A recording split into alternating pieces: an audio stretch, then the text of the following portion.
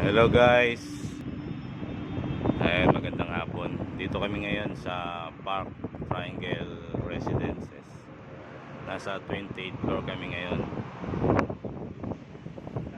Flex ko lang ha, itong lugar na to. Tatalon daw ako. kahit marami ako nararamdaman, mahal ko pa buhay ko. Ayan. Kita ko lang yung baba. Ayan. Nice. Dito kami ngayon sa 28th floor. Kami ay nag-akyat ng sopa at saka side table. Shoutout sa tropa. Shoutout sa mga follower natin.